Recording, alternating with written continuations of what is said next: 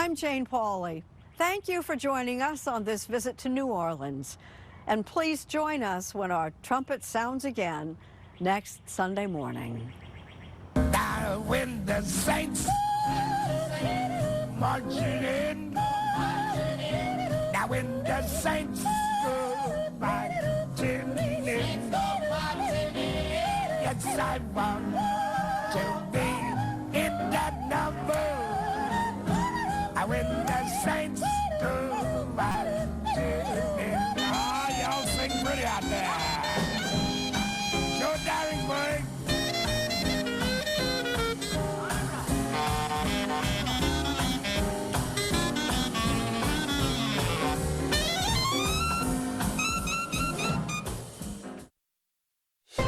I'm Margaret Brennan in Washington, and this week on Face the Nation, President Trump is back from the Mideast and facing new headwinds on the domestic front, especially on the economy and working with Congress to fund his agenda.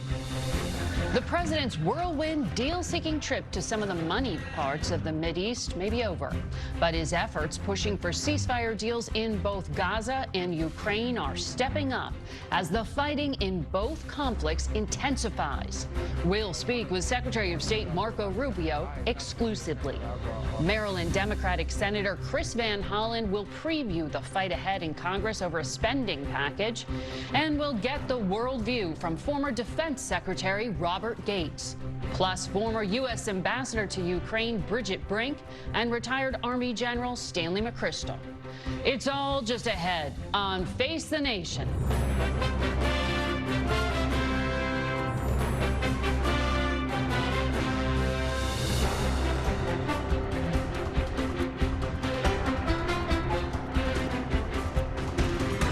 Good morning and welcome to Face the Nation.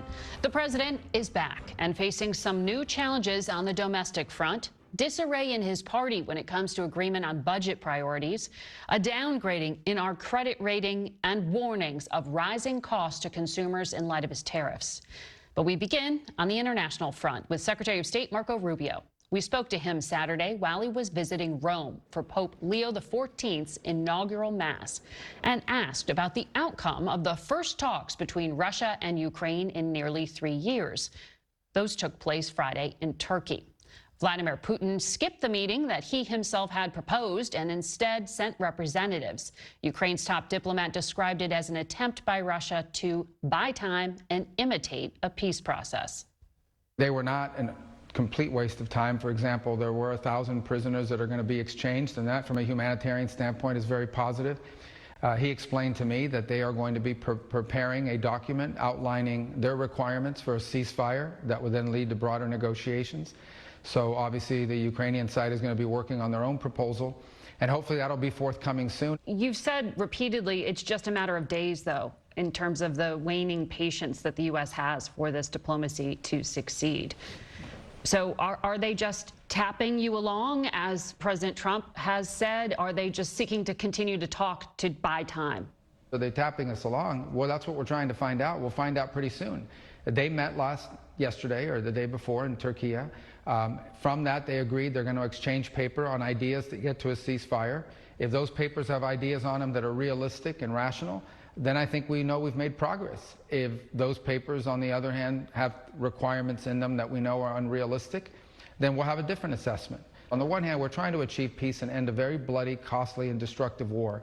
So there's some element of patience that is required. On the other hand, we don't have time to waste. So we don't want to be involved in this process of just endless talks. There has to be some progress, some movement forward. Ultimately, one of the things that could help break this logjam, perhaps the only thing that can, is a direct conversation between President Trump and Vladimir Putin, and he's already openly expressed a desire and a belief that that needs to happen, and hopefully that'll be worked out soon as well. You're planning on that? Well, I don't know. We're certainly made the offer. The president's made that offer already. Yeah.